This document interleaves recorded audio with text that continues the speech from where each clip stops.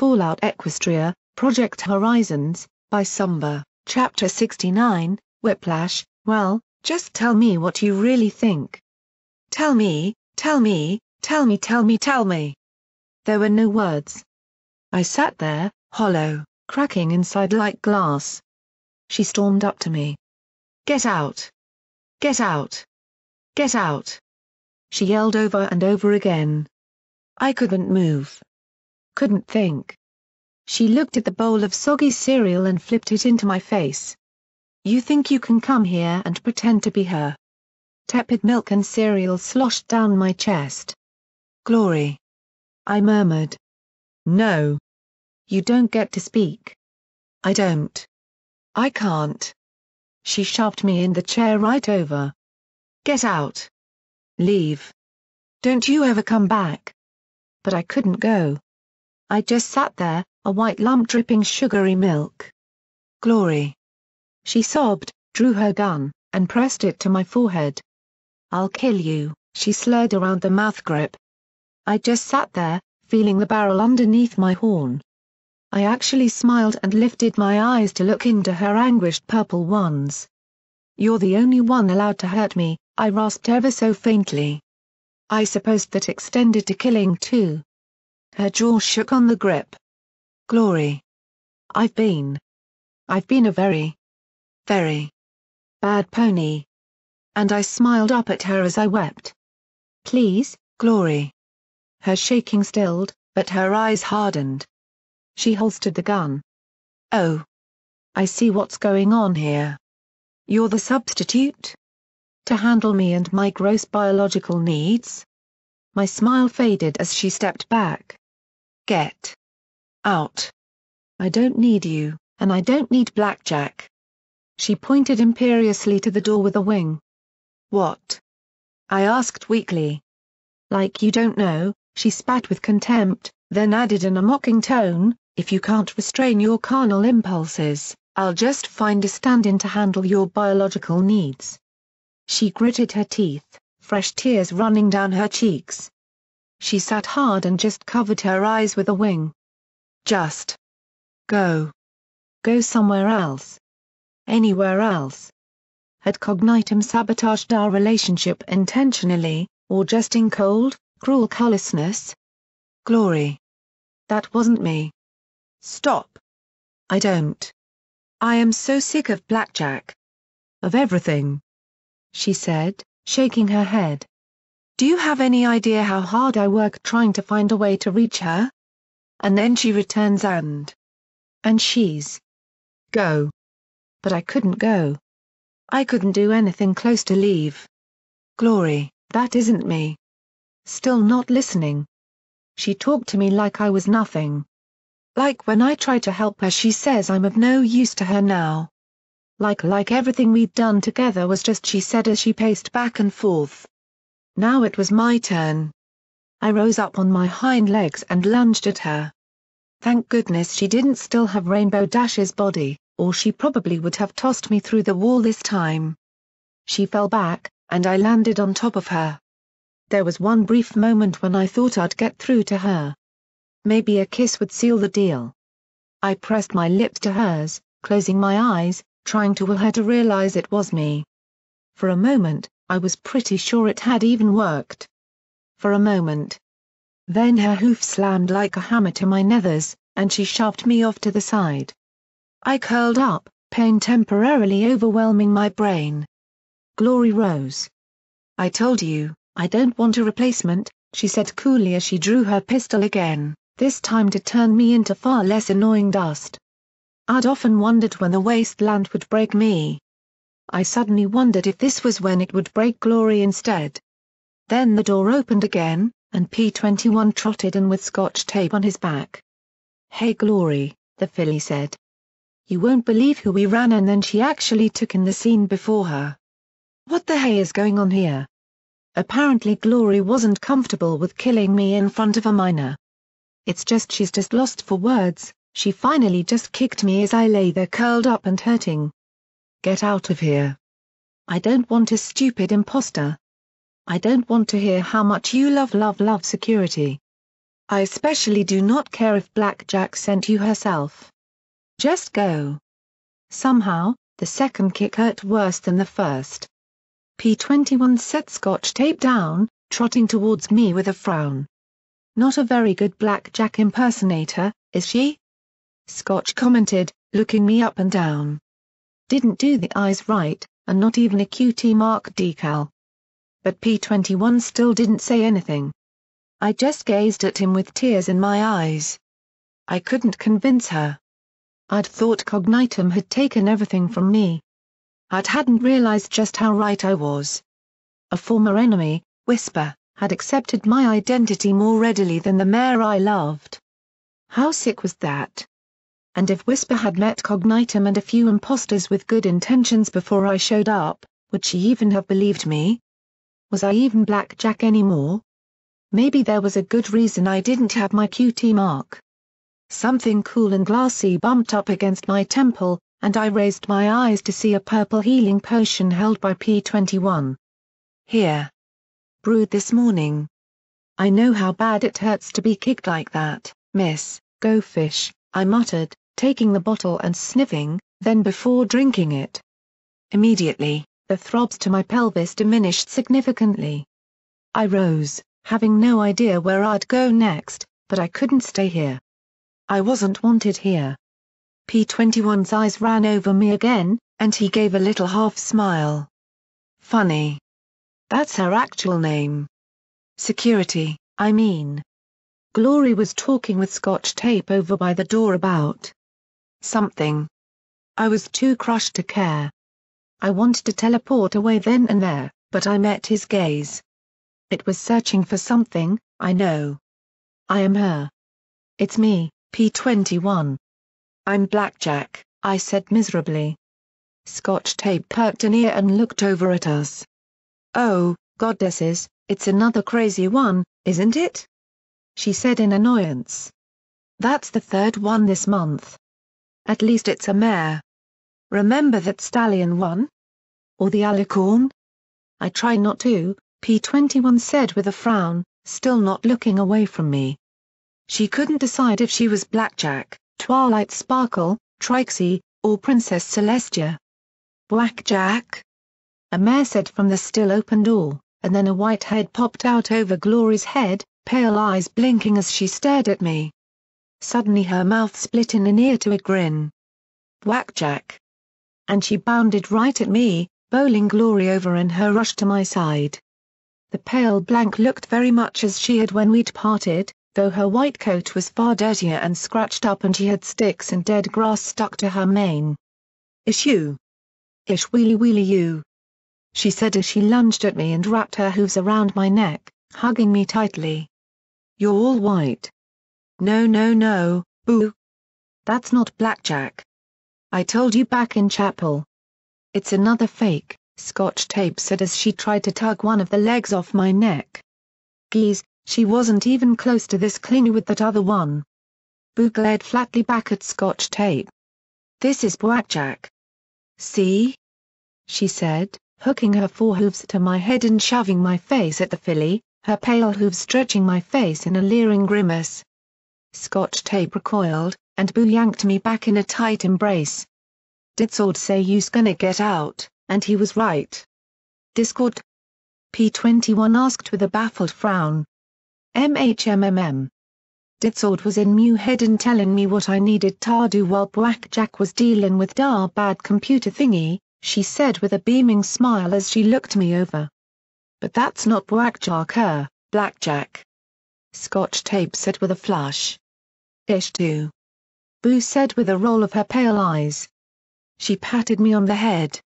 Uncle Ditsord said the bad putter thingy was gonna do swapsies and he was gonna get her to swap something else and I needed to get Blackjack's thingies. She undid her saddlebag and shook the contents sharply. From out of it tumbled a few pistols, black barding, a half-dozen little statuettes, pennants, and the bizarre persubtitron thingy. Instantly a half-dozen little mares popped into my head with a baffling rolling chatter of asking me where I was, what was going on, props for me not being all dead and stuff, and if I was doing okay. A great wave of confidence washed through me as pieces of my life and the statuettes returned to me.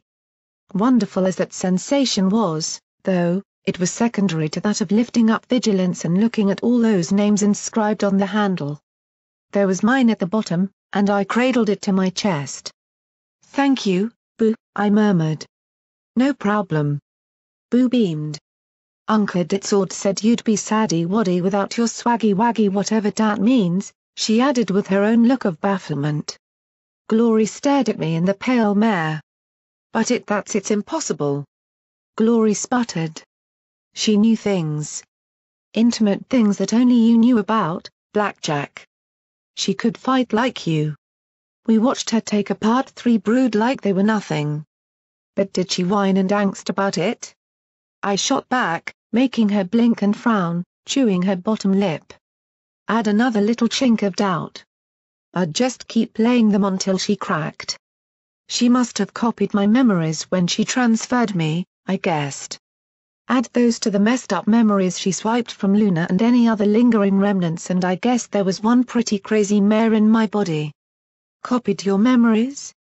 Transferred you? What are you talking about? Yes. This was it. My chance. I took a deep breath and spilled everything. Everything about the core and being too scared and confused to move, then finding Rampage and everything that followed.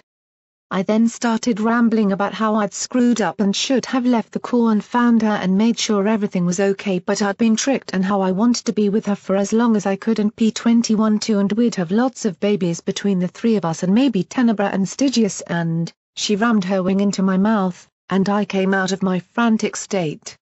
Glory just stared at me, her cheeks flaming red. Behind her, P21 and Scotch Tape looked on, the former arching his brows with a mild smile and the latter with her eyes wide with shock. "It sure sounds like Blackjack," P21 said languidly. "Well, I saw Blackjack before the tower exploded. And it's just too ridiculous and..." Glory stammered, then scowled at me, narrowing her eyes. "Who's Tenebra?" I spat out grey feathers and gave a sheepish look, tapping my hooves together. "Stygius's sister," I said meekly. "Really cute. Kinda needy in the attention department. Would be really fun in a throwaway though. Or 4-way, if you're game, P21. Or 5-way, if Stygius joins." And she stared at me, eyes locked wide. "Of course, just you and me for a while is great too." I blurted. "What am I, chop lettuce?" Scotch Tape huffed, crossing her 4 hooves. "Never get invited to any of the good parties. Might as well be back in the stable," she muttered with a pout. P21 just chuckled. "It's Blackjack. It is to be. No impersonator could be that bad." "Thank you," I said, springing on him, wrapping my hooves around his neck, and kissing him as hard as I could. My brain caught up 10 seconds later and I drew back, afraid I'd pissed him off. To my joy and surprise, though, he merely looked happy to see me. I nearly kissed him again right there on the spot. "But wait. Wait. What about Rampage?" "She vouched for her," Glory said with a little frown. She threw her hooves in the air. "This is just insane." Again P21 started evenly. "Blackjack." Scotch squealed with glee while jumping forward to give me a hug, cutting him off. He smiled and patted her on the head before turning back to Glory. "Exactly. Now, why don't we give her a chance to explain?" Calmly. Glory still looked skeptical, but she nodded. For the 3rd time today, I explained everything that had happened from the implosion of the tower to now, filling in everything I'd rushed over before. Boo jumped in here and there, mostly providing dramatic reenactments, with sound effects, of the fight with the legate. Glory asked questions about Professor Zodiac and how and why I had a new blank body. P21 asked more about Cognitum. Scotch Tape wanted to know more about the batch pennies. 2 hours later, Blackjack nursed a sparkle cola and a developing headache. 3 of the 4 ponies present were deep in thought. Boo, for her part, was building a tower of snack cakes, singing snack cake stack up, SHNACK cake stack up.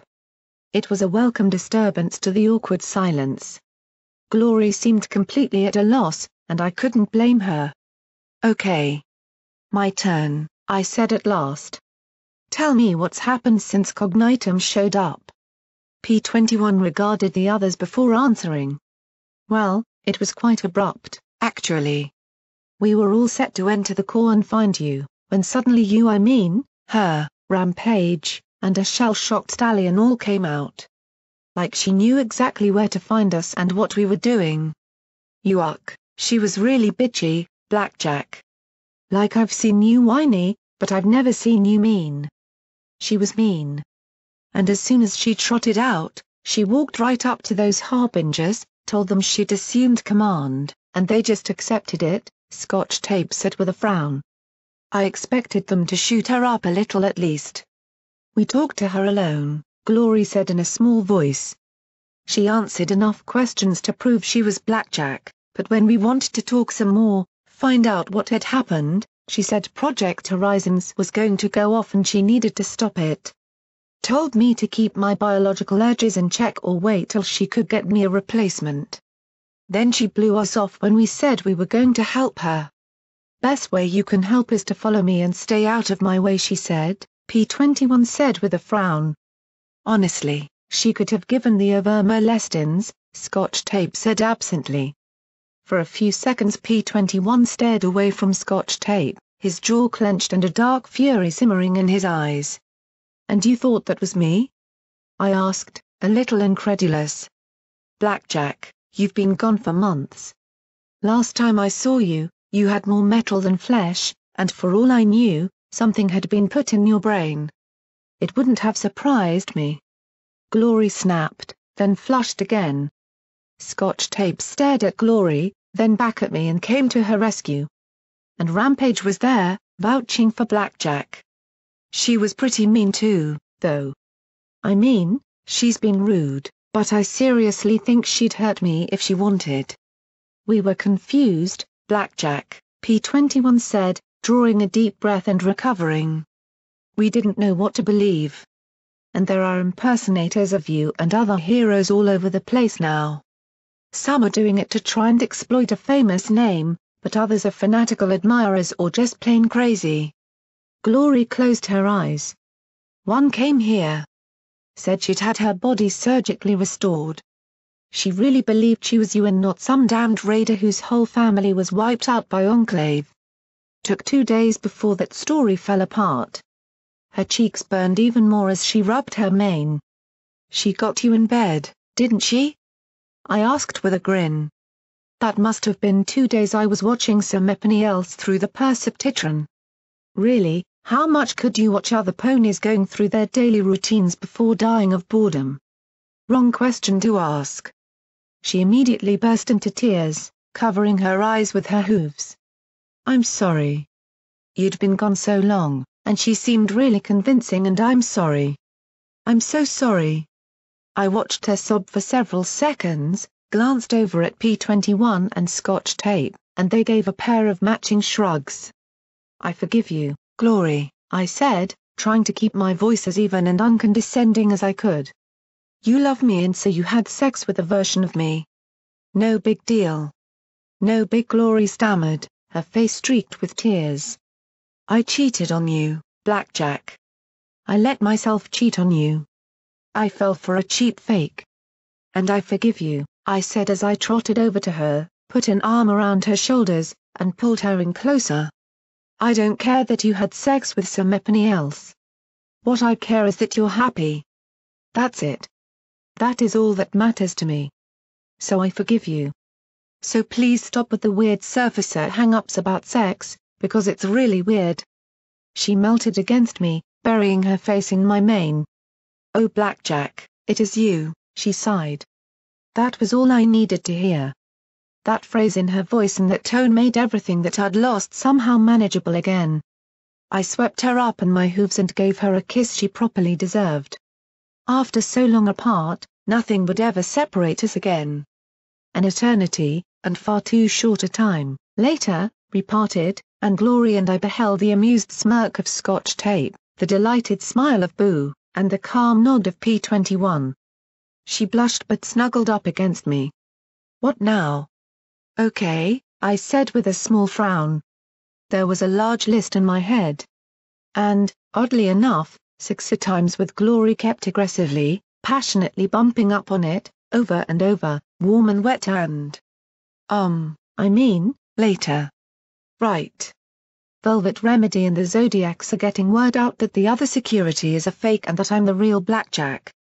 Everipany is going to be meeting at Blue Blood Manor to discuss what to do next. As much as I wanted to strap on the operative barding and go and take back my old body, I couldn't be reckless. This was bigger than me, and I knew what my old body could do. Cognitum wouldn't hold back when I came to reclaim it. Blue Blood Manor? You know it's a ruin now, right? Scotch Tape asked. Well, yeah. But it's neutral ground and it's big and open enough for a lot of ponies to meet up there, I said with a semi-sheepish smile. What? It's got a ballroom, right? That had a tank drive through it, Scotch Tape countered, then frowned. Oh, yeah. About tanks, you might want to talk with Deus. I don't speak tank, but the whole drive here from the society, he was acting weird. Like drifting into ditches and stuff. He is pretty big, Glory pointed out. Yeah, but he doesn't just wander off the road, or didn't the last time we rode on him, Scotch Tape said. I don't know if he's sick or if there's something bothering him, but something's wrong. She surveyed me, P21, and Glory, then rolled her eyes a little. Anyway, I'll go up to the manor. Maybe there's some corner that's undamaged enough for us to use. Come on, Boo. Let's give them some privacy. AWWW, but I just got back. I wanna stay with Blackjack. Boo protested with a pout. Trust me. They're just going to be talking about love. And mushy stuff, Scotch Tape said, pushing the blank towards the door. Boo grinned. AWWW. Blackjack and Glory sitting in a tree. Wait, Blackjack and Twin Taboo blinked at the three of us. Who's gonna be kissin' who with 3 of 'em? Probably all of the above. Now come on. I think that Charity got her hooves on some of those chocolate-packed fancy buck cakes from the society, Scotch Tape said with a smile. That perked Boo right up, and the pair departed, leaving me with the 2 most important ponies in my life. I've got one other thing to tell you, I said, holding Glory as I looked to P21 soberly. Much as kissing sounded absolutely awesome, there were other things I needed to talk about first. I shifted us over to the couch in the living room and bowed my head. I'm pregnant. P21 arched an eyebrow in surprise, and Glory flushed. Didn't you just get that body, Blackjack? At least she smiled when she asked it. Not in this body, I said with a roll of my eyes. In my old body. Then I glanced at P21. And I'm pretty sure that it's yours. Both their smiles disappeared. P21 wore an inscrutable look on his face. I mean, there's a small chance it's Stygius's. I don't know exactly when my implant got mistaken for a bullet, but I think odds are that you're the father. Something I seem to excel at, he said, glancing at his QT mark. I wonder, if you took this off, if I'd have a sperm underneath it. I gave him a hug, and though he stiffened, he didn't pull away. That's nowhere near all you are. But the reason why I bring it up is because it's why we can't just kill my old body. Blackjack. Would you really? Glory said, looking a little hurt. In a heartbeat, I answered, staring right into her purple eyes. Which I happen to have again. Now she tensed and looked away, but I took her hoof. I'm not angry with you anymore for what you did. You saved my life, Glory. You kept me fighting. Thank you. But life as part machine, I shook my head. It isn't as good a life as you might imagine. Much as I hate Cognitium for what she did, I have to admit, she did me a favor keeping this spare around. I can feel your hoof, Glory. I can feel you. You don't know what that's like, I said as I stroked her cheek. Finally, she gave a little smile and nuzzled me back. I'll have to go easier on you next time we're together. I wouldn't want to scar you up so soon. Knowing my life, that won't take long, I said, then glanced at P21. He still looked distracted and troubled. What I need to know, I continued to Glory, is how long do you think the fetus will be viable in that body? Glory's eyes widened. I have no idea. Your pelvis wasn't as heavily reinforced as your spine since the bones are so large, but if I have to estimate 4 or 5 months. After that, cross-bracing will start to crush the uterine wall, and then she shook her head. Then we're going to need a surrogacy spell. I can't carry the fetus. Blank bodies, well, even though they're a copy, the plumbing down there doesn't really work. Now it was my turn to bite my lower lip. I looked at Glory, but she could neither cast such a spell nor be a suitable surrogate. It was supposed to be as close a relation as I could find. I'd need a unicorn, at least. I'll talk to Treege about it. Blackjack, there has to be some way I can help you, Glory said, staring at me in worry. It's okay. Thanks, though, I said, pausing and fidgeting a bit. I just need to know, P21, should I even try to get my baby back? P21's eyes shot wide as he gaped at me. What, why, how, he stammered, then composed himself with a sharp breath. How could you ask me that? Because as far as I'm concerned, it's your baby too. And putting a bullet through my old body's head is easier than trying to get my unborn baby out of it. I closed my eyes, tears streaking my cheeks as my mind struggled with the horrifying choice before me. It stuck in my throat, and finally I sobbed. I've given up so much. What's a little more? No. He said sharply, and I flinched. He sighed, covering my hooves in his. No, Blackjack. You're not giving that up. What's the point to living if you lose that? The world's more important than me and my baby, I said hollowly. Aren't I being selfish taking the risk? Glory stared at me as if suddenly struck dumb, her eyes widened aghast. Technically, sure. So what? He asked scornfully. This is something you need to be selfish about, Blackjack. This is our baby. I've had a rough time learning what that means from Scotch. I want to know what it's like to do it right from the beginning. I want this. And you need something that you won't sacrifice, Blackjack. Something that is yours. A line in the sand you won't cross. I remembered him once shouting in my face about him killing me if I ever crossed him. Glory didn't look at the pair of us, her eyes downcast. I turned back to him, smiled, and gave a little nod. Getting my body back would be difficult, far more difficult than getting a few missile launchers, snipers, and spark grenades and unloading on her. Still, we'd find a way. I'll go help Scotch, Glory said, starting to get up, and I stared at her in surprise. Glory? I rose and stepped after her. Something about her tone, so small and hurt, was just wrong to me. Stop, she said, not turning back to look at me. Just let me go, Blackjack. Her shoulders shook slightly as she bowed her head, her mane hiding her face from me. Glory? What's wrong? I said as I walked around in front of her. I didn't understand, was this some other enclave moral landmine I wasn't aware of?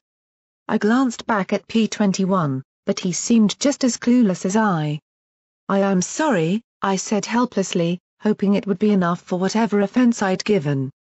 Then she lifted her head, and I felt as if I had my old body back.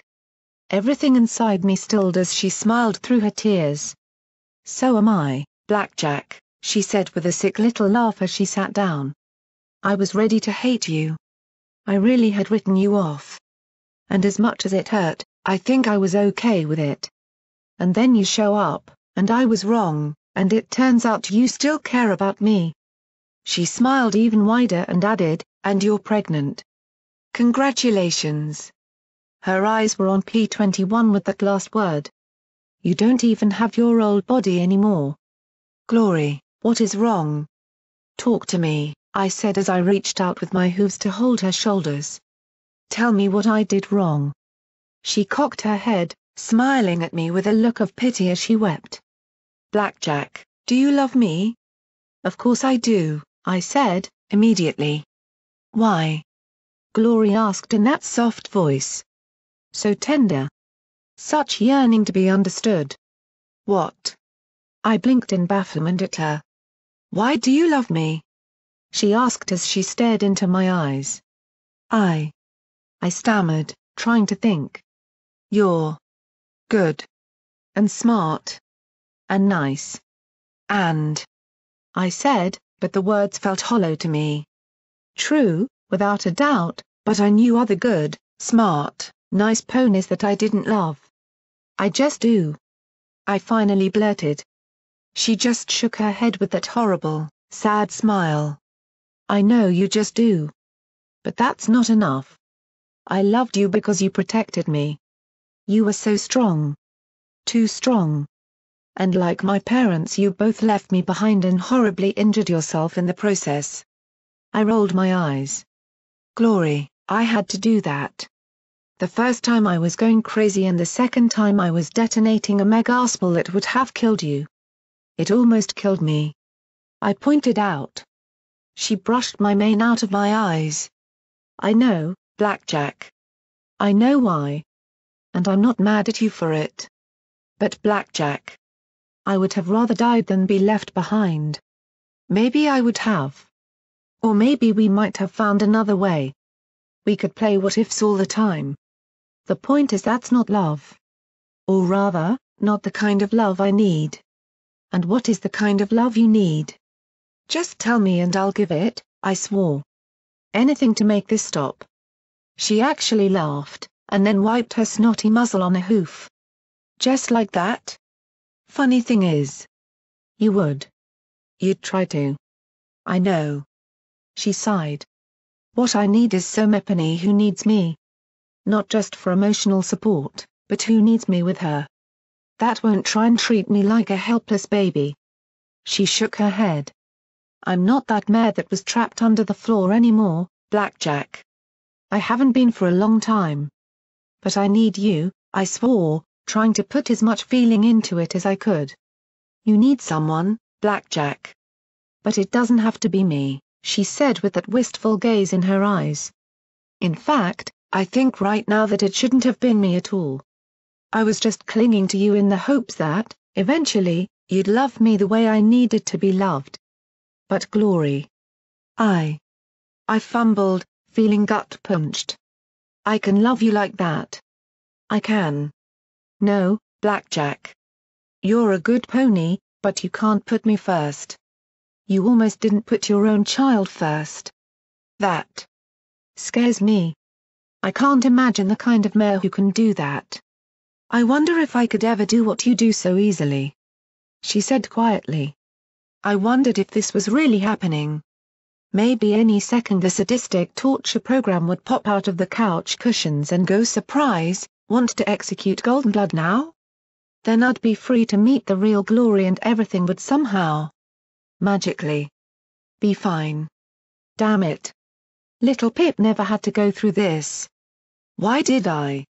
I looked at P21, but all he gave me was his own sympathetic gaze. Not a shake of the head or a nod of advice. Not a word. This he was leaving entirely up to me. I returned my eyes to her face. You've been there for me so many times, even with all my mistakes and screw-ups. I don't want to lose you. And I'll be there for you in the future, Glory said quietly, as a friend. But you and we don't have anything anymore. I've always been carried along, swept in your wake, left behind, and picked back up again. She covered my mouth with her wing. And I know you do like me and care for me. And I'm very thankful for that. But that isn't love. You have a deeper connection with P21 than you will ever have with me. And I need someone I can have that connection with. It isn't going to be with you. She sniffed and leaned up, kissing my cheek softly and then pushed my hooves off her shoulders. She started to walk out the door, and I just stared after her. Then I blurted. "Glory, do you love me?" She paused and looked over her shoulder at me, smiling calmly amid the wet on her cheeks. "No," was all she said, and then stepped out of Star House. Her name caught in my throat as I struggled to say whatever magic phrase would change her mind. Something. Anything. The quiet click of the door was like a shearing blade right through my heart. Slowly I bowed my head, and tears began pattering by my hooves as I thought of all the things that could have been. That should have been. Damn it. It wasn't fair. "I don't know if I can keep doing this," I said faintly as I stared at the closed door. What did I do wrong?" "That's not a question I can answer." Glory had a point. She could have waited a little bit before bringing it up, but she did. He came up beside me. "It's not easy being the one left behind all the time, and if you were going to dive into Tartarus, would you be okay with her coming with you?" I closed my eyes and saw her wing fall off. Heard her anguished screams begging to die. No. No, I wouldn't. She knows that, Blackjack. We all do. And I know exactly how you feel because I feel the same way with Scotch. Part of me wants to tie her up and keep her here where it's safe, but I can't do that. Not if I wanted to keep her as a daughter." He smiled and patted my back. "Do you love me, P21? I asked as I looked at him. He blinked a little, seemed to think a moment or two, and then nodded once. "In a way, maybe. It's not a love I'm used to. I think you're the only mare I could ever feel that way about." "Why?" I echoed her question, thinking that if I heard his reasons, maybe I could find some way to fix this mess. She's right. We've been through a lot together. We have a common background. We've suffered the same troubles. We have lots of the same feelings. Lots of the same fears. He sighed and nuzzled my cheek lightly. "Like for instance, I know what you need right now to get through this." Nothing was going to help me get through this. Ever. "Like what?" I asked skeptically. He gazed warmly into my eyes with just a look and I blinked. "What?" Then I felt my insides give a twitch. "Oh. I've been called a bad pony for a wide variety of reasons." As I lay there in bed, I wondered if having rebound sex less than 2 minutes after the breakup was a valid one. P21 had taken me upstairs and systematically eradicated my ability to hate on myself with a deluge of dearly missed endorphins. As upset as I was about what had happened between Glory and myself, P21 had simply given me such a wonderful slurry of sensation that I couldn't hate on myself right now. One thing was clear, Stygius had lost his crown. Over the last 2 hours, P21 had bit, licked, nibbled, stroked, sucked, thrust, pinned, and spurted me into a deliciously thoughtless lump of exquisitely spent mare. Then, so I couldn't hate on myself for getting something good after breaking up with Glory, he had taken a page from her book and tied me down and did me so that I both ached and melted with him. Little Pip once talked about 30-something orgasms. Well, if I ever talked to her again, I'd have to compare notes, because the way my everything was buzzing, I couldn't tell if I'd had dozens of small ones or if the one he'd given me a little less than 2 hours ago just hadn't ended yet. I was slimy and sweaty and she and creamy and half a dozen things besides, but one thing I wasn't doing was crying my eyes out. "Feeling better?" he asked into my ear as I lay slack on the bed. I could only nod my head, given that the bridle didn't let me talk. "Need more?" he asked, touching my wonderfully sore posterior and making me groan. I finally shook my head. Tempting as it might be, I couldn't do this forever. I had enemies to beat and stuff. He began to bite slowly down the side of my neck. "Are you sure?" "Well, maybe 1 more hour." "Okay." I was positively glazed and had difficulty walking, but I needed water, then to use the bathroom, and to wash. "I dunno how you did that," I slurred. "That? How?" "Practice. Lots of practice and learning to pace myself."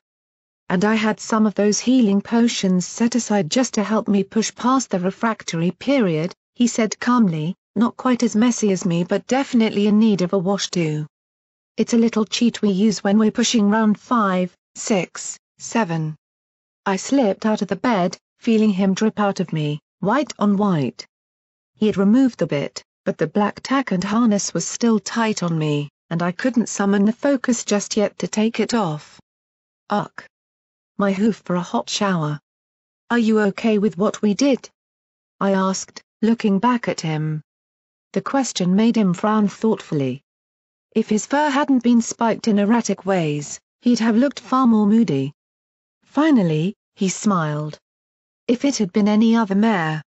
No. No, in a big way. But it was with you, so I think it's fine," he replied evenly, then raised a hoof. "If, however, I feel myself getting shaky or panicked, I'll let you know." He stretched, and I found my eyes lingering on his athletic, toned rump, making my insides twitch again, but no. I had meetings to do and stuff. Of the 6 tiny mares in my head, one suggested one more round, one said enough was enough, one couldn't stop giggling, one was taking notes, one offered critique and pointers for next time, and the last had her eyes covered with her wings as she blushed into her hooves. "Come on. Let's go clean off." "We can clean this too," I said as I gestured to the harness he'd bound me up in. Walking stiffly, I stepped out the door. "Blackjack, I should go first. I know I heard Sir Mepany downstairs a few hours ago." "What if Sir Mepany came back?" he asked as I walked along the balcony. With my sweaty, sticky mane in my eyes, it was hard to see as I trotted down the stairs. "Oh please, who could I?" began to say when a throat cleared. I froze and scraped my hoof across my bangs.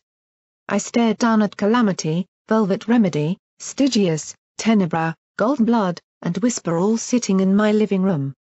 Goldenblood was at the foot of the stairs, one brow arched as the others all stared at me. Velvet seemed to be struggling to speak. Tenebra's eyes popped wide as a little trickle of blood dripped down her lip. "Told you she'd totally come down the stairs like that. Pay up." Whisper laughed, smacking Tenebra's shoulder in her glee. The batpenny wobbled like she was made of wood. "Little Pip never did that," Velvet said stiffly, cheeks burning. "Harness might look good on you though," Calamity replied casually, giving Velvet a wink. "Might look better on you," Velvet countered, her cheeks flushed as she regarded me. "I do hope you'll forgive us, but we let ourselves in. And you were occupied and—" Ahem. They seemed to be waiting for me to do something. Walking quite stiffly down to the bottom, I gave Velvet Remedy an easy smile. "Oh. No worries. I mean, I'm glad all of you're here. P21 was just helping me with some problems I'd had." I gave a deep sigh. On the plus side, it was really good, on the negative side, my rear is really raw. I beamed a smile at all of them. "Do you mind if I wash up, or do you want to talk first?" I said as I wiped some semen from my muzzle. Calamity and Velvet both gaped at me as little white gobs fell behind me. Drip, drip, drip. My eyes went from one to the other as the silence continued. "What?" I asked in bafflement. "Dear goddesses, she's like the anti-Pip," Velvet murmured, eyes wide in a mix of wonder and horror. "What?" "It's just semen and some bondage gear," I said with a shrug and not even the barest hint of a blush. "I'll be right back when I've stopped oozing out my backside," I said as I headed to the door. There was a thump as I opened it, and I glanced over my shoulder to see Tenebra passed out on the floor. Whisper seemed unable to breathe in her wild mirth. I gave P21 a baffled look as we stepped out into the rain. Surfacer ponies. Who could figure them out? After P21 and I washed up and put the fun away and he'd put his hat back on, I felt better. Guilty. Upset. Confused. I'd probably be a sobbing mess when it all came back on me. But right now, I was stable enough to do what had to be done. Our little troop headed over towards Blueblood Manor. Velvet's alicorn friends cast the rain-shielding spell to keep us dry and let us talk. They were all beautiful and regal, but it just wasn't the same. I idly wondered how Sam was doing. I kept running through what I'd say, who might show up. For all I knew, it would be just a dozen or two ponies curious about the blackjack impersonator. The weather, which had been hammering down, now let up into a very unhoofing tone-like drizzle. The almost continuous lightning strikes had halted. The winds had died down to an eerie stillness. I didn't like it. If the clouds disappeared, I might have a heart attack. "Please tell me that this nice weather is Little Pip's doing," I asked Velvet plaintively. "It's Little Pip's doing," Calamity said, straight-faced. Velvet glared at him, and the bandaged stallion smirked. "What?" she said. "Please. Little Pip hasn't found a way to cut through the interference. Homage was working on a tower with Ditsy. Number 13, I think. She might have found a way and just not forwarded the message to us yet." She looked over at me. "She should be at the meeting. She can tell us then." She glanced at P21 talking with Calamity, the former occasionally letting his eyes wander over the oblivious latter, and asked in a quieter voice, "Are you okay?"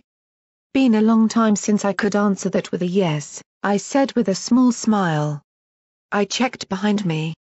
Whisper was forcing Stygius and Tenebra to have a discussion about me and Seaman. Goldenblood walked behind them, silently, eyes downcast. I glanced over at the mayor. "Can I ask you a question? Why do you love Calamity?"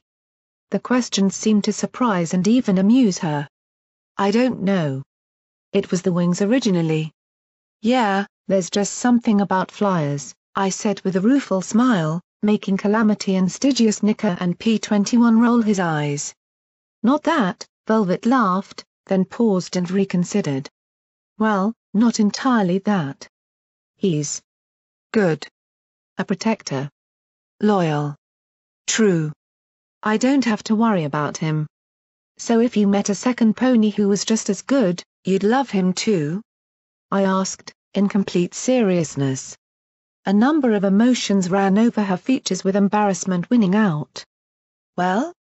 Calamity asked with a grin. "I got to say I'm a mite curious myself." "No," Velvet Remedy stated firmly. "And if he asked you to stay behind? To keep you safe?" I asked delicately. "Why would he do that?" Velvet Remedy asked with a baffled smile. "He's learned I can take care of myself."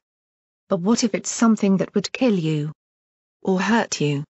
Or was different than what you wanted?" I looked at the brown stallion. "What would you do if she died? Or if he died?" I asked her. Both their smiles disappeared as I looked back at the ground. "I just didn't want her to die." Velvet nudged my shoulder. "No one does. I guess we just try not to think about it." I saw Steel Hooves' head cut off right in front of me. It hurt. It almost changed who I was. And if it had been Calamity or Little Pip? Maybe it might have. That's the price paid for being in love. And it ain't just you that has to pay it. Takes two to tussle, tango, and tic-tac-toe, as they say. He said with a little nod. Something in my face must have shown the shame, fear, and anxiety in my chest. Her amusement faded. "Hey, Blackjack. Are you?" She paused as I grimaced. "Something happened between you and Glory, didn't it?" I gave a little nod, and she sighed and glanced at P21. "When you both? Well, I mean, with you and your well, orientation. I didn't know if something had happened." "It's all right.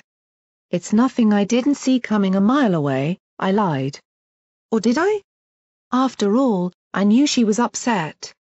I'd blamed it on her transformation into Rainbow Dash. On her being from the sky. On everything but me. That was vigorous rebound sex. Good for the endorphins. I'll pay for it in guilt later. "Is this separation permanent?" Velvet asked with a sympathetic little smile.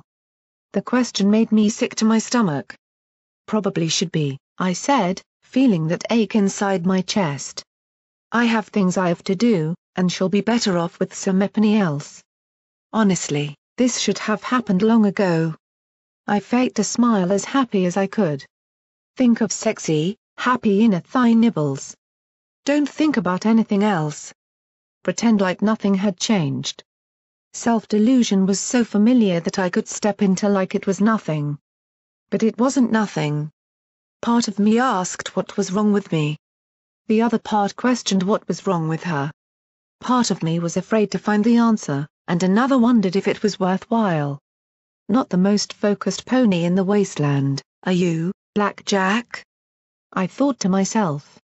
She sighed as we climbed up the hill towards Blueblood Manor. Or what remained of it.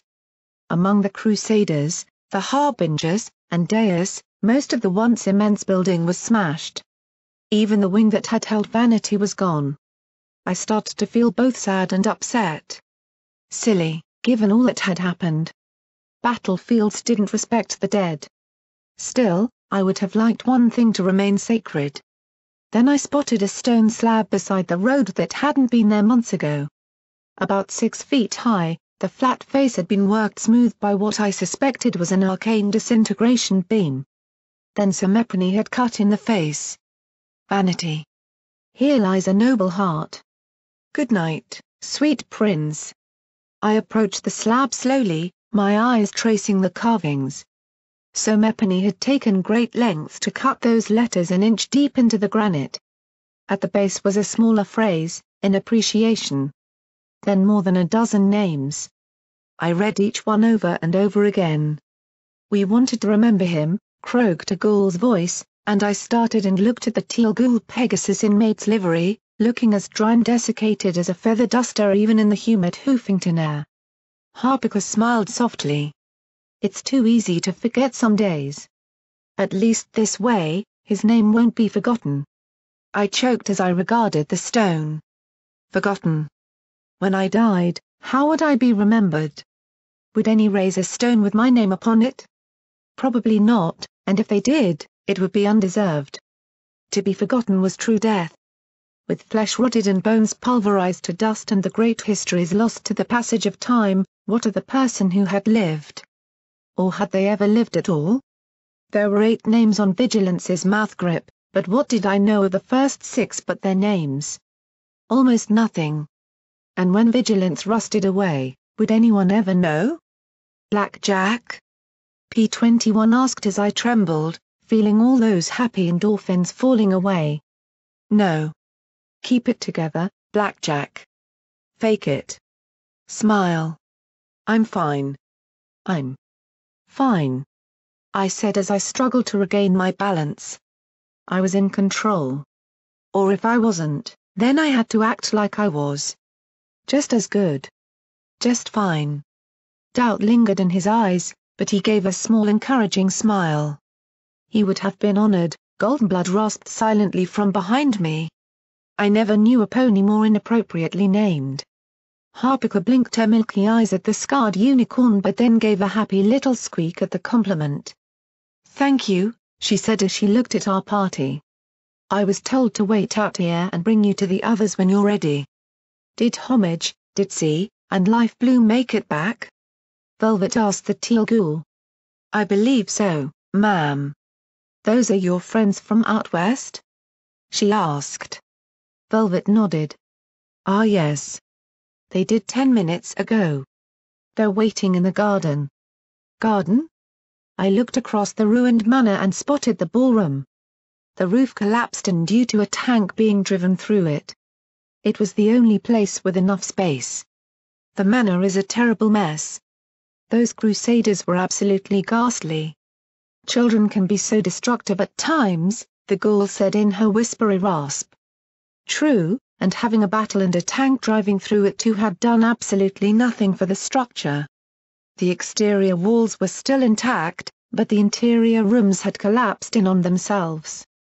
There were still some signs of what the rooms had been used for, but I guessed that, in a year or two, the manor would be just another ruin dotting the wasteland. Provided Horizons didn't kill us all. Didn't kill Velvet and Calamity. Didn't kill Glory. Didn't kill P21. Didn't. Blackjack?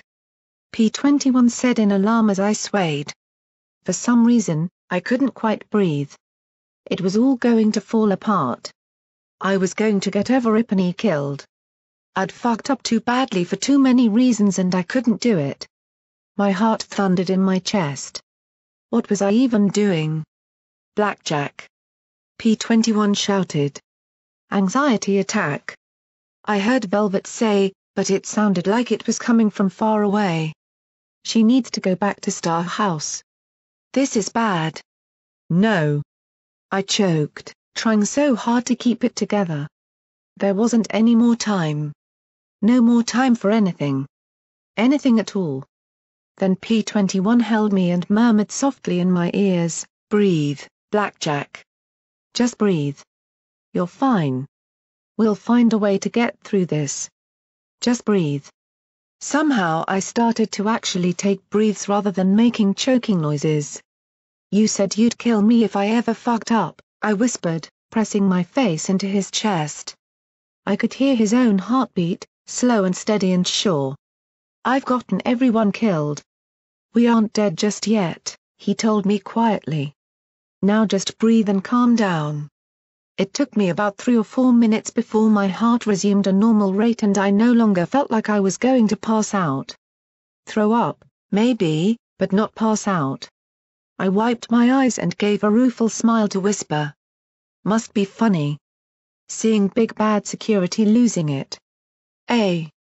She tilted a wing back and forth. Would be if your life wasn't so fucked up. Way I look at it, you're not psycho or dead, so there's got to be something going for you.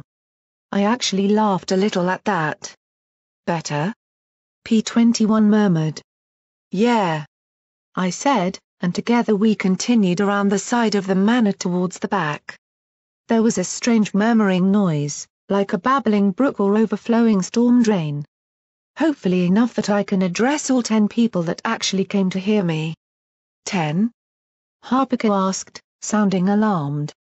Fine. 20 then, I said with a roll of my eyes as we approached a gate in desiccated hedgerow.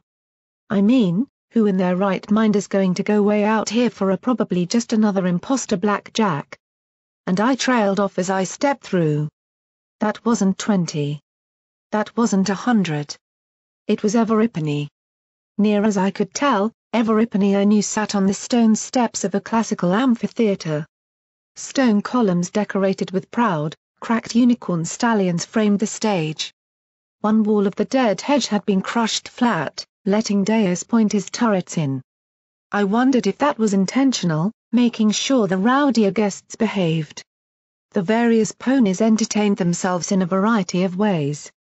Bottlecap, Charity, and Keeper seemed to have set up an impromptu swap meet with the collegiate and society.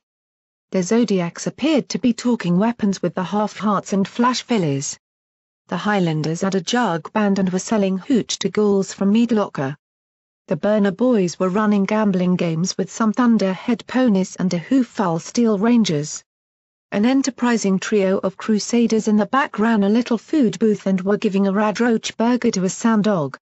A trio of hellhounds lingered in the back, with everyone giving the beasts a wide berth. But for all the busy spectacles, the one that stuck out most to me was the simple fact that no one was killing anyone else. "What are they all doing here?" I gasped. "You said you wanted everyone who could come." Once word got out that the security at the society was a fraud, and that the Lightbringers' friends and security's team vouched for this one.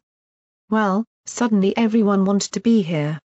Between Alicorn teleportation, Enclave Pegorsi, and the clearing weather, this was the place to be, Velvet Remedy said with a sweep of her hoof. "They're all people you helped in one way or another, Blackjack," P21 said quietly. I could pick out Windclop and a few other familiar faces from Meadlocker, more Alicorns than had arrived with Velvet, Griffin Talons from back east. They all want to return the favor. I just stared and felt everything spinning out around me. I need a moment. Take a few. Say an hour? As long as there's food and entertainment. We can wait. P21 said. Velvet Remedy and Calamity trotted to meet homage, Ditsy, and Life Bloom over by the band. Harpiker went to mind the foals near the Crusader food stand. Not having a clue what else to do, P21 and I trotted over to Deus. A camera swiveled down to me, and I gave a shaky little smile. Hey big guy. It's me. Mind if we talk? Deus's engine let out a soft purr and the tank's rear hatch popped open. I carefully wiggled in, P21 slipping in behind me with far more ease. In the middle of the tank, where the driver would normally sit, was the glass jar containing the metal-reinforced brain of the stallion. More cameras were to orient on me, and I gave a small smile. Yeah. I'm really Blackjack. Security the reboot. I'm sure I'll be shot and mangled all to hell inside a week. I regarded the jar. It had been a while since we'd parted ways. Do you have something you need to tell me? Deus's cameras all bobbed up and down in unison. His aphasia might be killing his speech, but he'd adapted better than I probably would have to being stuck inside a war machine. I considered. I'd gotten better at memory magic since we'd last met. Maybe. Is it okay if I go into your mind and find the memory of what you want to talk about? The cameras paused and then moved slowly up and down. Glancing at P21, I pressed my horn to the glass. Not quite the same as a pony, but it wasn't like I jabbed my horn into their brains. I concentrated, felt the connection forming, and waited. I had plenty of experience with mind play at this point. I felt the world fall away as I dove in deeper than I ever had. Deus's mind wasn't like sinking into a pool of images. I floated in the middle of a plain of slaughtered zebras like a white ghost, looking at a colossal pony caught in the workings of an immense factory. A gargantuan collection of pain and rage and disappointment. I had no clue where to begin as the pony screamed and writhed against the steel pinning him in. Every few seconds, the gears tried to turn, biting deeper into him. But he didn't have a body anymore. I recalled Glory Ortreach telling me brains can't feel pain. So when I'd lost my legs, I could still feel them. Just because they were gone didn't mean they weren't real to my mind. Could all this pain be the same thing? I floated over to one immense gear and gripped it with my hooves. The thing was my size, and in the real world I'd never be able to budge it, but this was the mind. In the mind, will counted more than muscle, and willpower was just a nice way of calling a pony stubborn. I had stubborn coming out my ass. With several pulls and yanks, I dislodged the gear. Instantly a deluge of words hammered into me as an explosion of gore erupted from his side. No good rapist. Fucking rapist. Rapist scum. Rapist asshole. Deserves to die. Deserves to suffer. Just put a bullet in his head. I pushed through, forcing the gear free of the rest. Rapists fucked up and it was easy to say that all of them were scum, but Nopany deserved this. I latched my hooves on another chewing pair and pulled with all my strength. Not my boy. Not my child. My son I'd never do this. Hammered into me. Well, I'd done some things my mum would be ashamed of too. I pushed through the pain till those toothed wheels tore free. Again and again I swooped around him, attacking the metal that encased him. I grabbed one and a single word screamed across the plain. Cunt. It was accompanied by the images of dozens of different mares who had rejected and hurt him, hitting me like a sledgehammer. Well, I'd been a cunt in the past too. I strained and pulled as hard as I could, the gear groaning before it tore free in a waterfall of gore and a scream of rage and frustration. I seized another and heard Big Macintosh say solemnly, "I'm right disappointed in you." Well, I could empathize with that as well. I seized a gear and was instantly hit by sensations of all the mares he'd violated. I could feel him going inside them. I nearly cut the connection then and there, but I was here to help him. Then, after several seconds I realized something. He wasn't getting off. It was as if he was just beating them up inside with his cock. I couldn't forgive that. But I could understand why he had done it. He had deserved punishment, but not this. A little empathy would have gone a long way towards helping Doof be a better pony. Suddenly the machinery ripping into him shivered and began to come apart. Massive beams and girders began to collapse all around him as the crushed pony within forced his way free. I backed off as he burst cables and bent steel. Finally, with a clanging clamor of an ironworks being dropped, his head burst free, and he screamed a single word that echoed across that plain of carnage. Not cunt. Why? As he sat there, gargantuan and alone, the grey stallion sobbed and bled. I hesitated, then slowly approached his colossal face. I don't know why, Doof.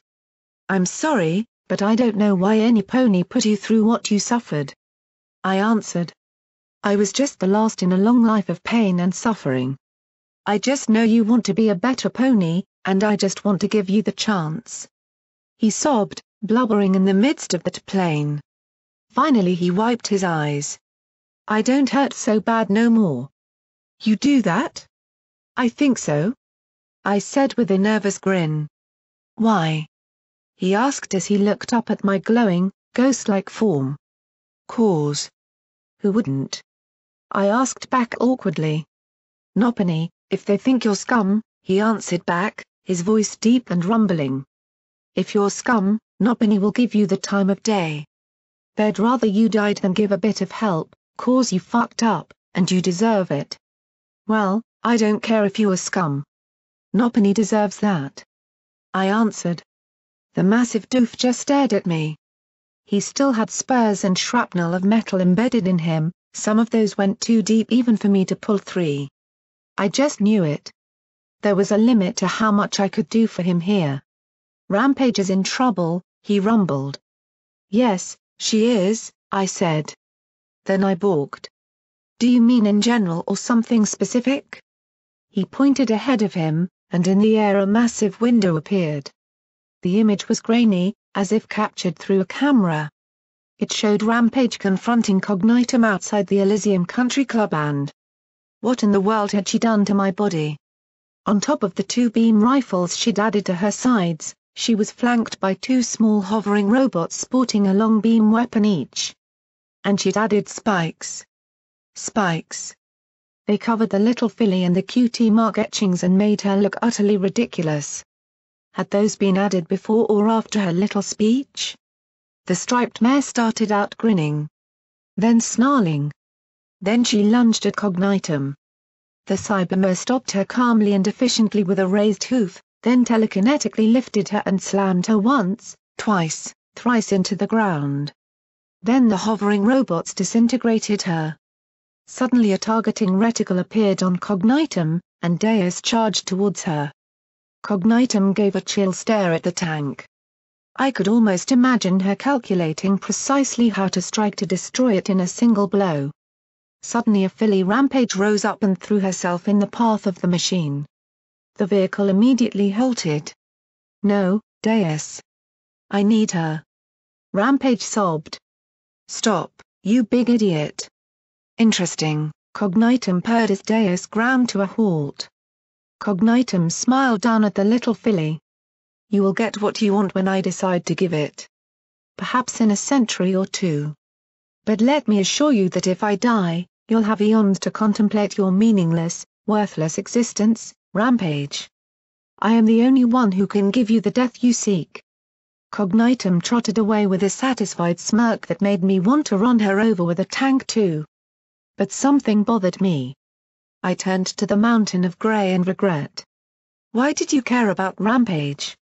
It would have been great if it had been about keeping her safe or something, but I suspected that it was something else. He lifted his great brown eyes. Because. She's my daughter. What? I asked in bafflement. She's. How? How do you know? More memory windows. Wow, was I actually inventing vocabulary for this mind magic stuff? In it, a board of ponies faced Doof.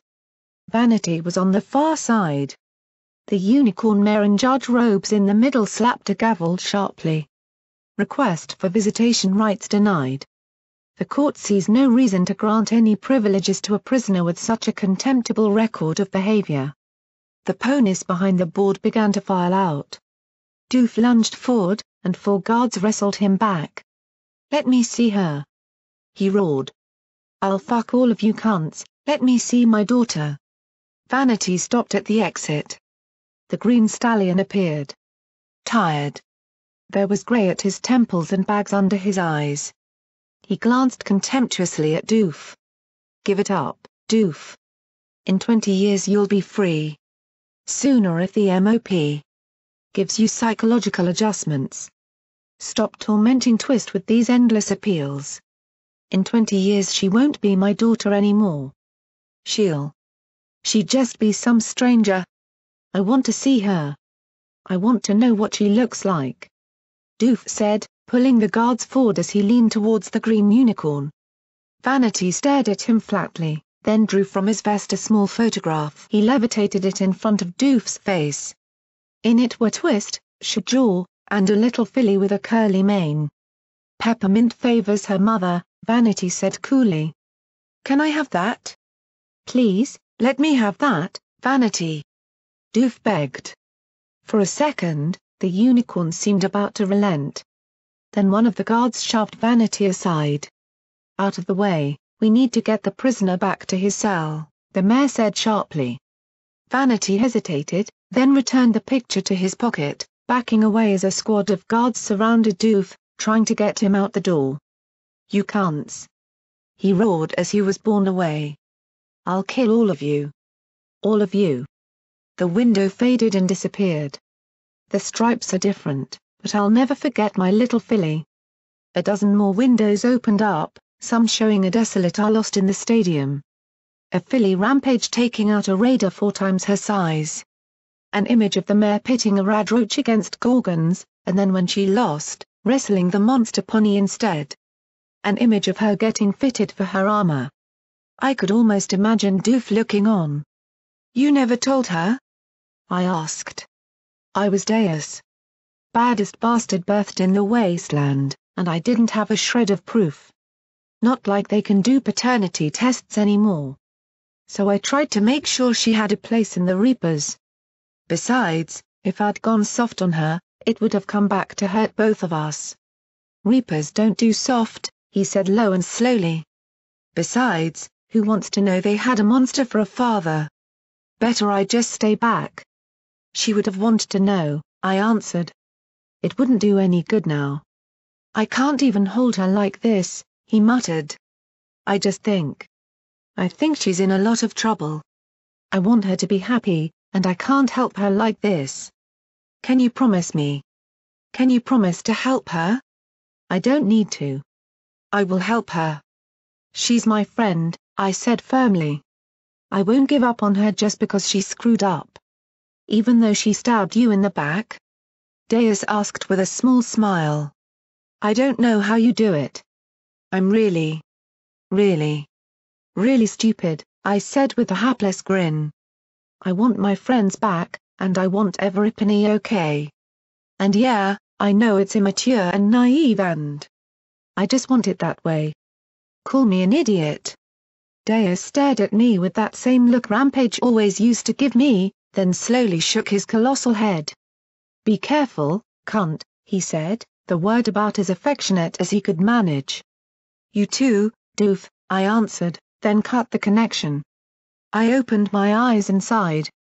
Well, as much of a screw-up as I was, I could at least still help Semepenny a little.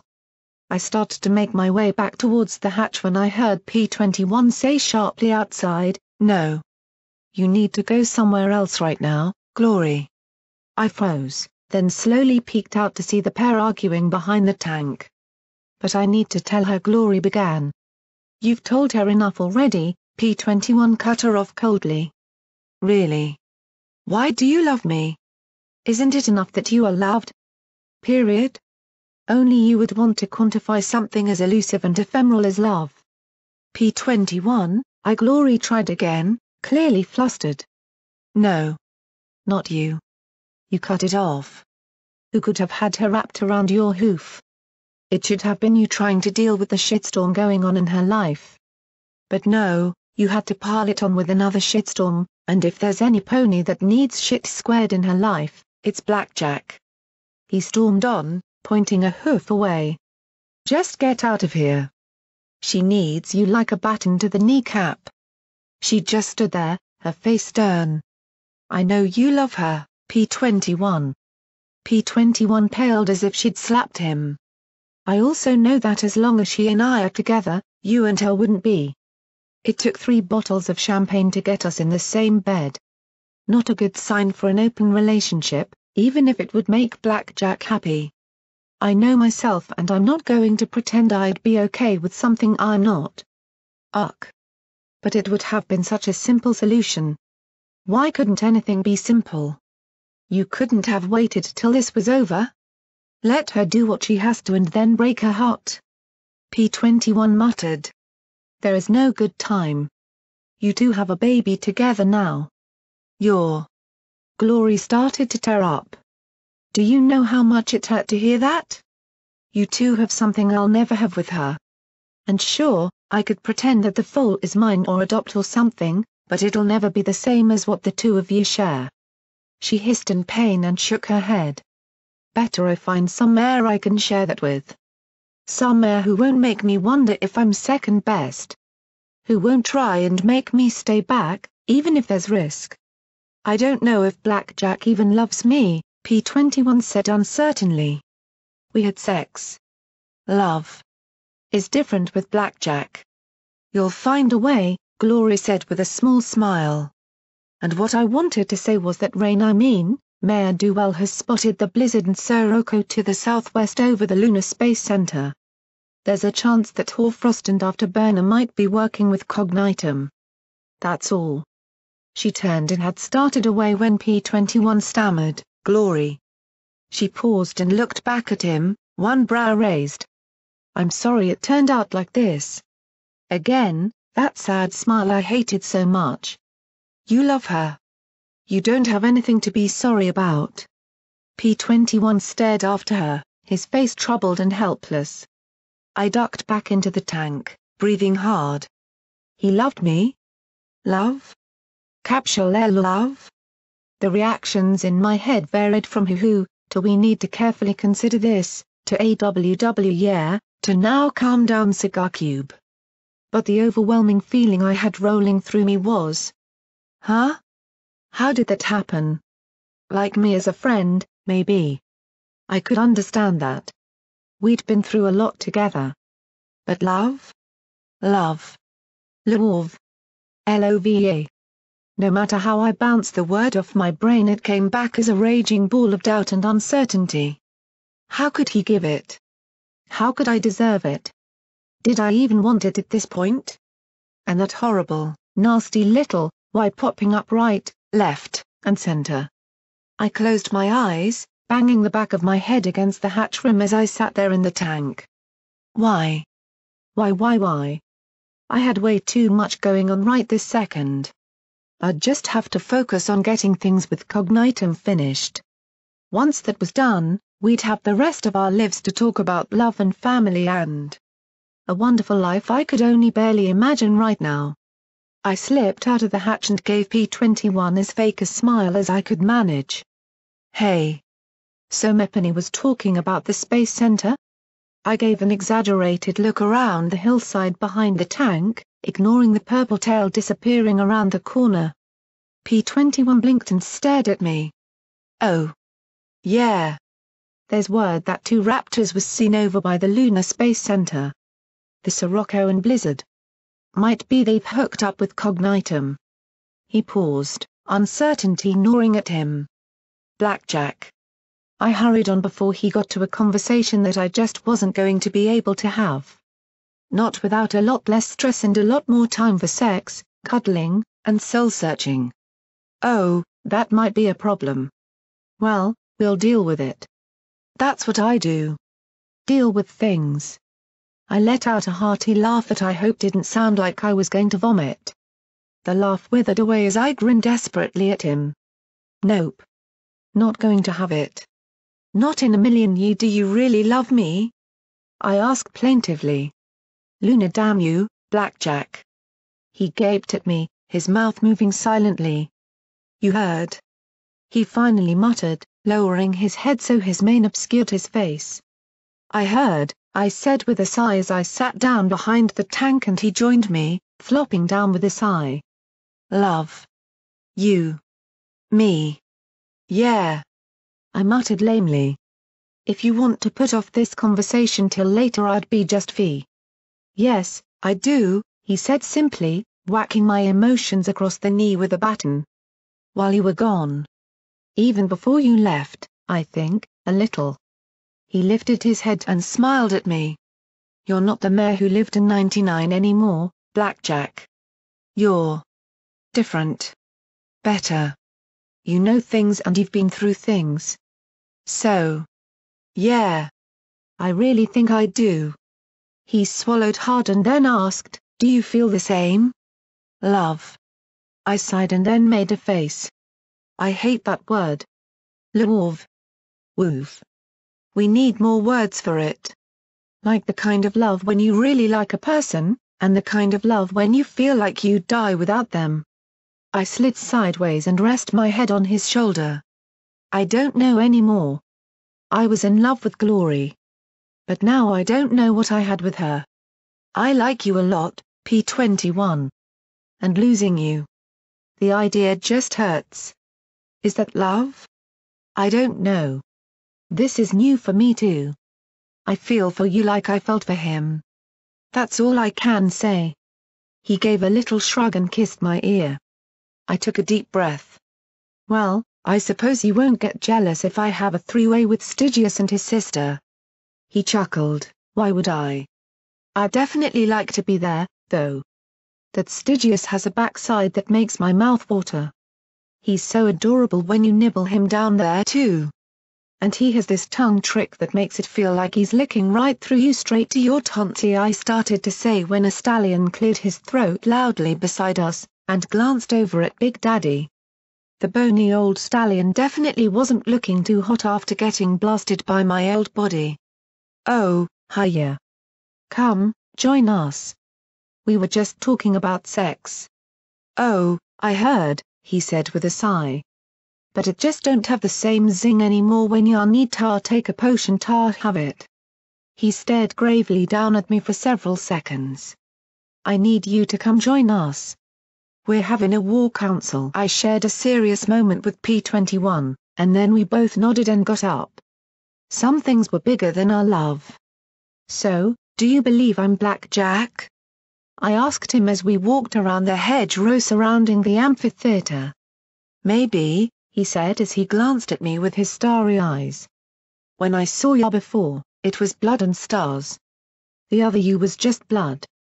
You're nothing but stars. So I dunno what ta believe. But you askin' is better than the other you demandin'.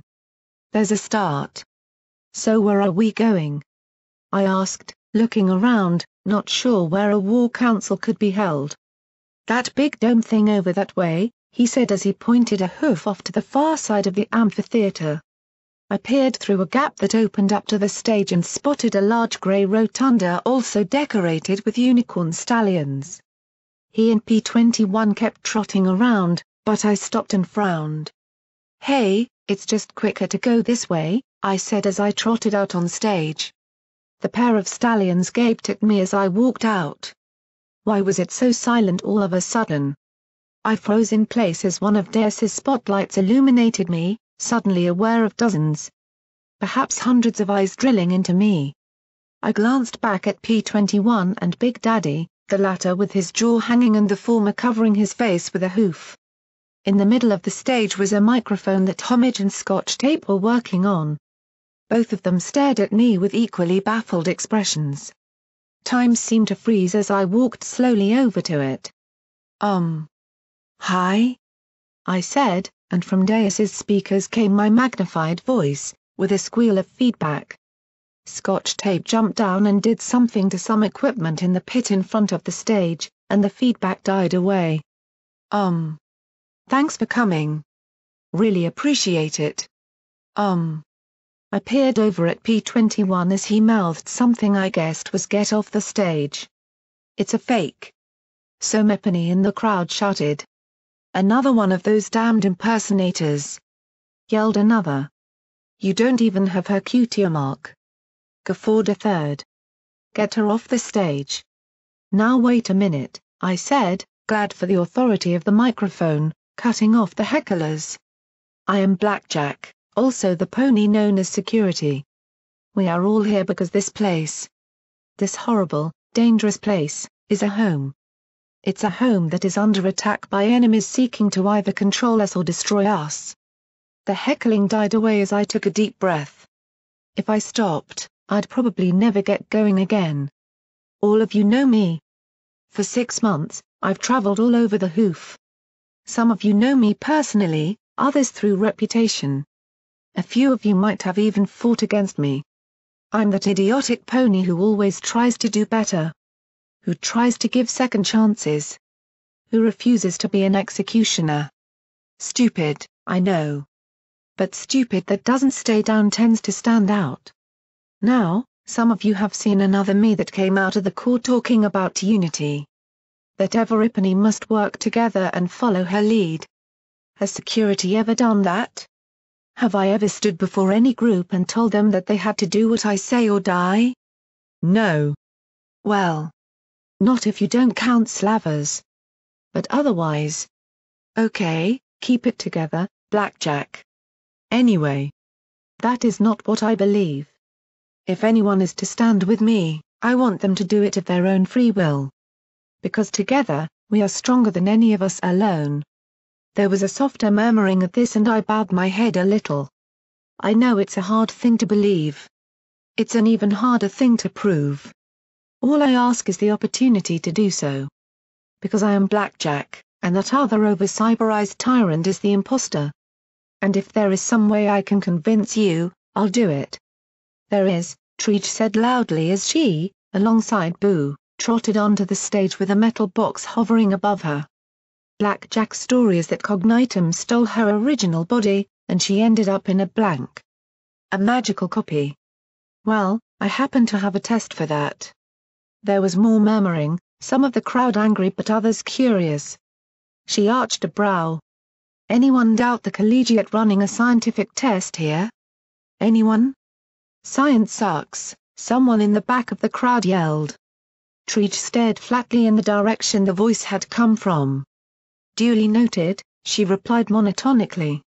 She set down the box, opened it, and drew out a bucket, a radroach, and a bottle of rainbow fluid in a sparkle cola bottle. She hefted the bottle before the crowd. This is pure taint. You all know what it does. Tumors. Deformities. Madness. Death. And in case you wondering if I'm lying. She dropped the radroach into the bucket, then, turning her face away and covering her mouth with a hoof, popped the top of the bottle and dribbled a little of the rainbow glop onto the insect. The radroach gave a shriek, and then a multitude of legs, much more than a dozen, began to thrash and wiggle out the top. The bucket rocked wildly as something with tendrils or antennae tried to wiggle free. Treach pulled out a beam pistol and fired into the bucket repeatedly. It took several shots before the thing disintegrated. Wiping her brow, she then gestured to Boo. The assembled crowd seemed to draw in their breath sharply as Boo extended a hoof over the bucket. Boo is a blank. And blanks. She let the same goop dribble onto Boo to a gasp from some of the assembly. The rainbow sludge clung for a few seconds, then disappeared into her skin. Boo's only response was a little giggle. Are immune to taint. Some in the crowd gave a disappointed AWWW. She then glared impatiently at me and nodded at the bucket. I sighed, stuck my hoof over it, and waited. Treach dribbled some of the goop onto me, and I winced, my mind filling with thoughts of wiggling tentacle penises, but nothing happened. My hoof tingled a bit, and I felt good, actually. Like I'd had both a long night's rest and a full meal. I inspected my leg. Huh. Maybe you need more. Some wit shouted from the audience. Oh, for the love of Luna, I snapped, rolling my eyes. I seized the bottle, tossed my head back, chugging down the sludge. There was a seminal texture to it, and a flavor that hovered somewhere among wallpaper paste, rust, and raw radroach. The benzene and cotton candy smell filled my nostril as I drained the bottle. When I finished, I looked over at the rapidly retreating Treege. My guts rumbled, and I groaned as I clutched my stomach, then let out a phenomenally loud belch. A roiling ring of rainbow gas rose up from my mouth, expanded to slide over the unicorn statues atop the pillars, and transformed them into crude and uncouth depictions of discord. I smacked my lips and peered at the residue sloshing in the bottom of the bottle. Pretty good. A ragged yellow earth pony stallion hopped up next to me, snagging the bottle with both hooves. It's a trick. See? And before I could stop him, he drank the dregs of the bottle. He grinned as rainbow goop soaked into his lips. Treege sighed, putting a cigarette in her mouth and lighting it with a precise beam shot to the tip. That wasn't taint. They put the taint in the bucket ahead of time and used unicorn magic on them statues. He said with a grin that just kept getting bigger on half his face. The left side unzipped along the jaw and then along his throat. Tendrils began to wave from the breech as his stomach started to bulge like a sack of swelling worms. The crowd screamed in alarm as his head seemed to be in the process of turning inside out, his body jerking spasmodically and flipping over backwards. Then Treege unloaded the beam pistol into him as I fell back. Thankfully, the incineration beams took hold and transformed the grotesque mass into a pile of dust. Max charge cartridges. Never bother with anything else, she said idly. She took a pull on her cigarette, looking indolently at the crowd, and levitated the bottle from the dust pile. Well, that's good enough for me. I believe her story. Any pony else want to check and see if there's a trick? She asked, pointing the mouth of the bottle at the crowd. As one, they all leaned back as if just the empty bottle was dangerous. Treege dropped the bottle into the bucket, set the bucket into the metal box, and flipped it closed with a resounding clang. One by one, Big Daddy, Finders Keepers, General Stormchaser, Grace, and Paladin Stronoof joined Treege on the stage, flanking me. I don't know about the rest of you, Big Daddy said, the old earth pony pointing a hoof at the crowd, but if I got a choice between this mare and that cyberized cunt, I'll take this pony right here. If any one of you has a problem with her, you got a problem with your daddy. Finders gave a grin. Well, I know that, until recently, in the last 6 months, scavenger casualties are down and caravan profits are up 50%. It wasn't the harbingers responsible for that. I'll throw my lot in with a mayor who asks for my help rather than demands it. His smile faded. Also, remember Riverside. We lost a lot of good people there. 3 months ago, we had a small problem in the skies, Stormchaser said, prompting a little laugh from the crowd. This mayor, who by all accounts had no reason to care about our problems, came to the sky and threw herself into the middle of a battle with the goal of saving as many innocent lives as possible. Whichever side they might have been on. She didn't want to conquer or condemn. She just wanted to stop the fighting. If we'd had more Pegasi like her, we might not have had the war. More than that, if we had more like her, we might have come down to help generations ago. Grace gave an elegant nod of her head. Blackjack has changed every life she's encountered, sometimes for the worse, but usually for the better. In spite of setbacks, she had never deviated from her ethos of doing better. It is an outlook that has spread beyond her. The society is instituting reforms for the serfs that work our plantations, thanks in part to this mayor's generosity and compassion. Her expression turned firm.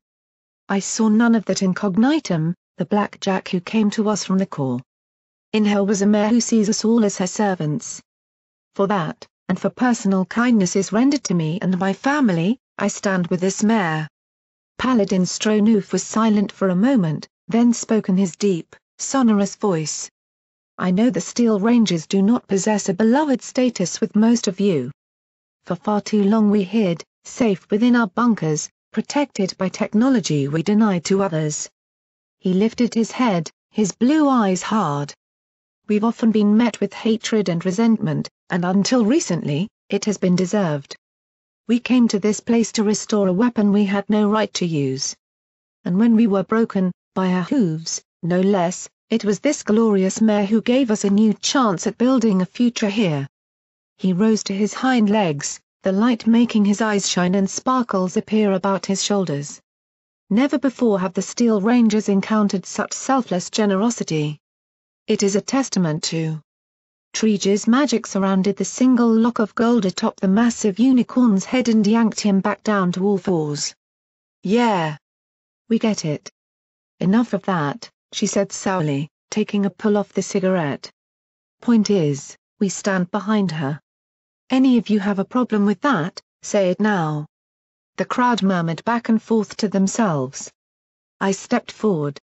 This isn't an easy place to live.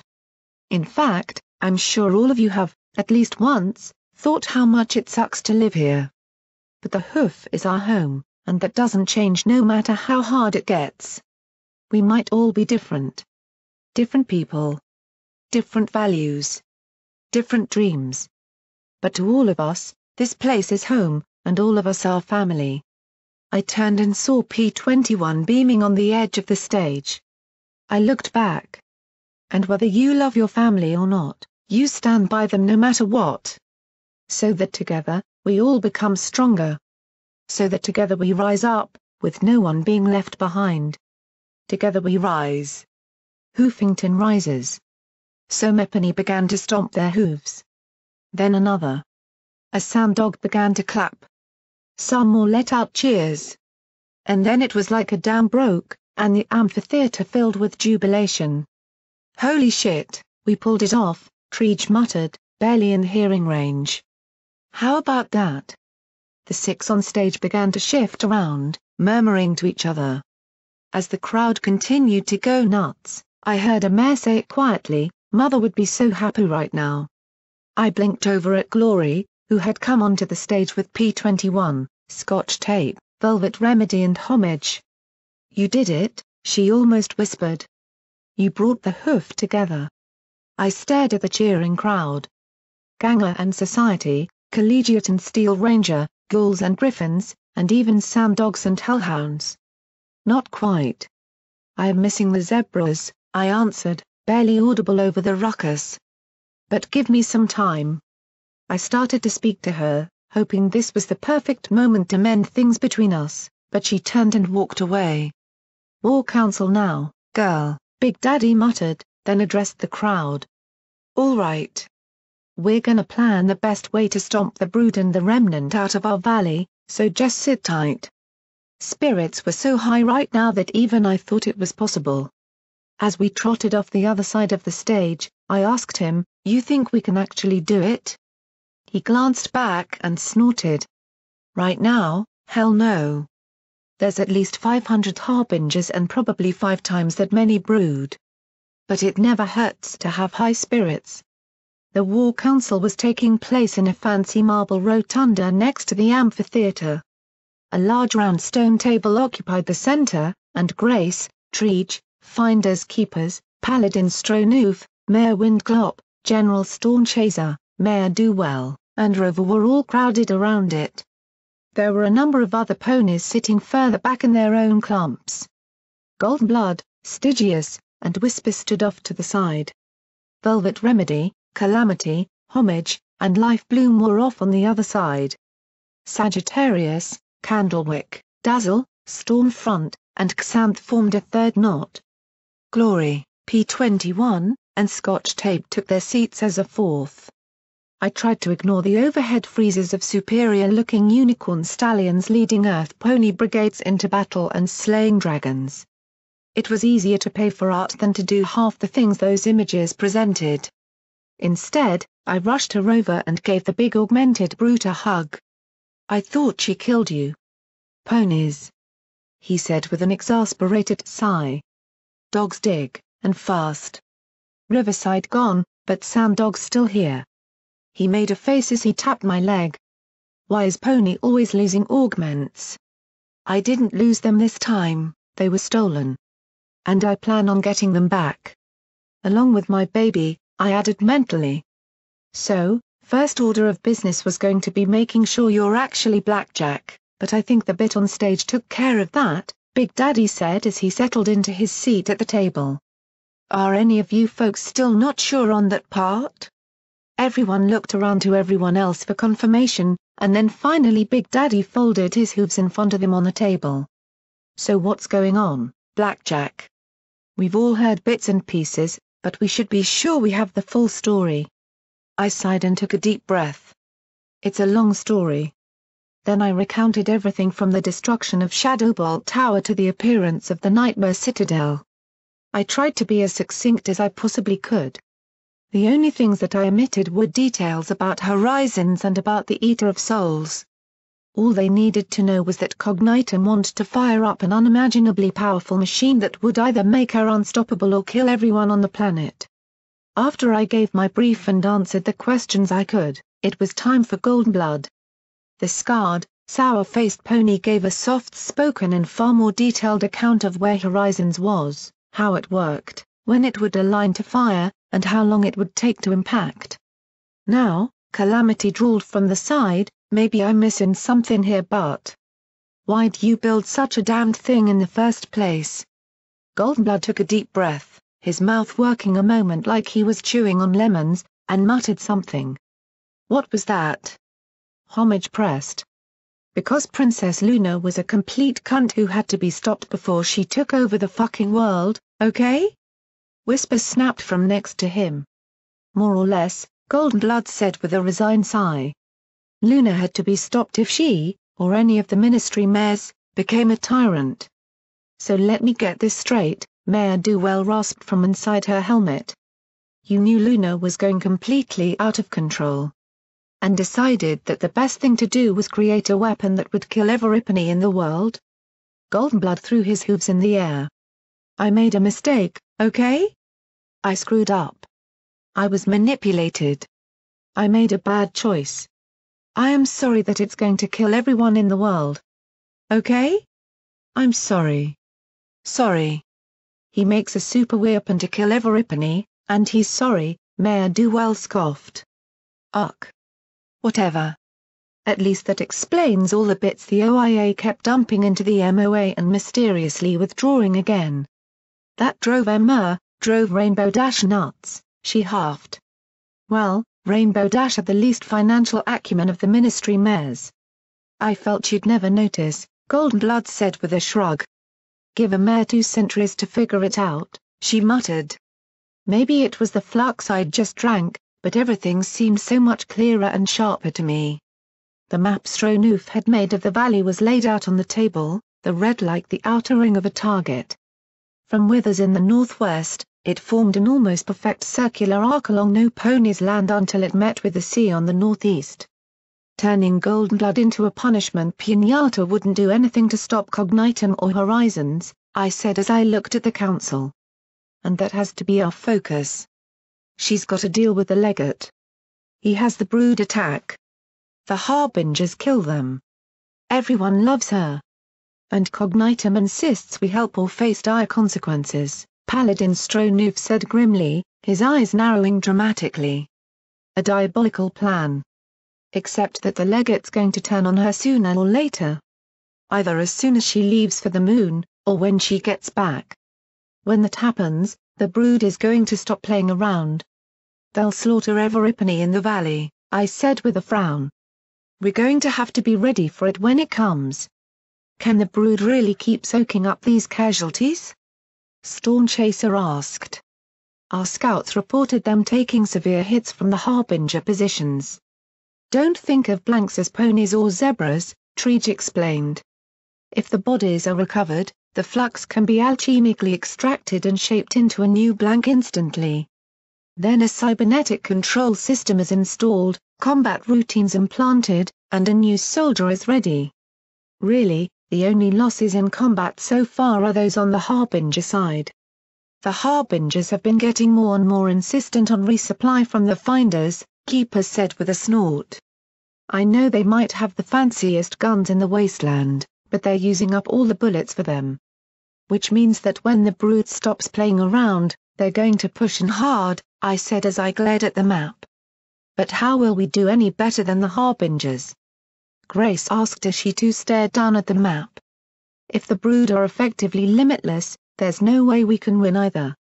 We can win because we're going to be smarter than shoot and then shoot some more, I said, turning to trees. They must be being produced by trees of life. If we destroy the trees, no more bottomless reserves, right? Right, she said with a nod, and the glow of her magic lifted a pen to the map. There are 3 bunkers producing the brood. Here, here, and here. She drew 3 X's, one west of Fluttershy Medical Center, one south of Elysium, and one northeast of Happen. If we can get some ponies in there and destroy the trees, we'll still have thousands of brood to contend with but won't have to worry about them getting endless reinforcements. That's not going to be easy, General Stormchaser said as she regarded the 3. Any strike teams going in there would be facing severe odds. Infiltration would be extremely risky too. I took in the sight of the ponies gathered and a chill ran up my spine as I realized that whatever we planned here might mean the deaths of friends. Leave it up to the Zodiacs, Sagittarius said. We'll take out those bunkers. Tough as you guys are, you can't take all 3, Dazzle said. The Reapers can get in there and tear down a bunker or 2. Right, Big Daddy? The old Earth pony chuckled and nodded. Candle, Stormfront, myself, and a few others should be able to get in and out without too much trouble. For a moment, Sagittarius seemed ready to argue, but then he smirked. Bet we get our bunker first. You're on, Candlewick rasped with an eager grin. Xanth shifted and fidgeted. Well. I mean. We're not Reapers or Zodiacs, but my friends and I should be able to get the 3rd. 24 ponies stared at her, and the stealth suit she wore chirped an "Oh. Who are you again?" Treej asked, arching a brow. This is Xanth, I said as I trotted to her. She and her friends took down Red Eye's forces at Paradise Mall. How are you doing, Xanth? Cursed, she replied with a tragic sigh. But well. I am glad you are still alive, maiden. I grinned and gave her a hug, the zebra stiffening under my embrace. Well. What's a little more curse? She muttered. These 3 can get the bunkers, I said, turning back to the table. But that's still going to leave us with a couple thousand brood to deal with. How can we make that number more manageable? Treej took a thoughtful drag of her cigarette. Well, since the brood are more like organic robots than anything else, they've got to have some kind of control system that lets them act in an organized fashion. Then step 2 is their command and coordination. How can we disrupt it? I asked as I looked to the smarter ponies. They've got to be using some kind of broadcast system. Maybe even the MASPs, Homage said as she peered more closely at the map. I used every backdoor code I know, and I still couldn't get control of the Valles towers. So Mepany has installed a super user that's locked all root privileges system-wide, and I don't have the time or expertise to remove it. So we can't shut them all down at once. If we could jam it, though, then instead of facing one monolithic force, we'd be fighting thousands of isolated cyberzebras. Much more doable. I turned to Mayor Duwell. What do you think? Sabotaging the enemy's communications? Sure. Flyers could do it. We can't use the MASPs anyway. Might as well deny them access too. No big, Mayor Duwell said casually, getting a curious look from Goldenblood. The purple-armored mare straightened a bit. We'd need some help for the fire teams disabling them. Why not just destroy them with one of those raptors? Whisper asked. Boom. Gone. Problem solved. Aside from the fact that Cognita might have 2 raptors of her own, Stormchaser said, if we destroy the towers, they'll go to a network of smaller broadcasters. If we can jam the airwaves with garbage, they won't be able to fall back on secondary broadcast systems. We'll need some designated channels for our own communications, of course. What about the legate himself? Calamity asked. Seems like one good shot I'll take the head off this here serpent. The legate. I paused, thinking of how to best put it. He's immortal. Shooting him in the head won't kill him. I know. I tried it already. Calamity, Velvet, Homage, and Life Bloom gave sickly smiles before they took in the utterly grim looks on Everipany's face. "Y'all are serious? Y'all got folk out here that won't die?" Big Daddy, Grace, and Treege gave a little shrug. "It happens," Big Daddy said simply. "I've dealt with a few in my time. Rampage was that way." Calamity sputtered, "This place is damned screwed up." A multitude of ponies chuckled, along with myself. "Welcome to Hoofington, Calamity," I said with a smile. "Even if the legate is immortal, he's got to have a support staff," Velvet said with a troubled frown. "Unless he has some kind of direct control like the goddess did." Gee. That's a wonderful thought. While he is immortal, though, I don't think he has that level of control, or will. I was in Unity. The Alicorns had their own semi-independence while in the Hive. If the Brood are acting as just organic robots, then it's different. So Somepany has to be actually supporting the combat troops. "The Remnant is handling it," Sagittarius said, but then the Green Unicorn frowned. "Though I can't say they seem to be all that happy about it. So we just go behind the lines and wipe out the zebras." "Simple," Whisper said with a happy shrug. "Not so simple," I said firmly, before Velvet Remedy could object. "The Remnant are victims of the Legate and Cognitum too. We need to get in touch with Lancer and Sakashi. They have to be working on this." Velvet Remedy seemed very approving of my comment. "Even if we don't directly target the personnel, we should try to take out their weapons," Stronoof said, pointing to the southeast corner of the map. "They're bringing weapons from Dawn Bay by the cartload to a depot here, southeast of the Lunar Space Center. It appears to be their base of operations." He glowered at the paper. "Short of using a bale firebomb or megaspell, any attempts to wipe it out will be dearly paid for. Still, an unarmed brood is a lot less dangerous than an armed one," Stormchaser said, then thumped her hoof on the table. "Damn you, Hoarfrost and Afterburner. A few Raptors could take out the depot easily if they didn't have to deal with enemy aircraft." "Since when is anything easy for us?" I asked with a wan smile. "How many Raptors do we have?" "3 that are combat capable, the Sleet, the Cyclone, and the Gale-a-Hum, the Rampage. They need at least another month of love and care to call them combat ready, though." "The Castellanus." "Well." Stormchaser shook her head. "She won't drop out of the sky, but that's about it." "What about attacking Dawn Bay directly?" Grace asked. "Could that draw them off? Is it even possible?" "If we'd had the HMS Celestia, possibly." Stronoof blew through his mustache. "Since we don't. The Legate probably wouldn't care, even if we did. He's concerned with this battle. He wants to wipe us all out and call it a day," I said with a frown. Stormchaser regarded the map. "We're going to have to pull back defensively. Concentrate our vulnerable populations into more easily defended camps and keep a line so the camps don't get cut off." She reached down and tapped the map.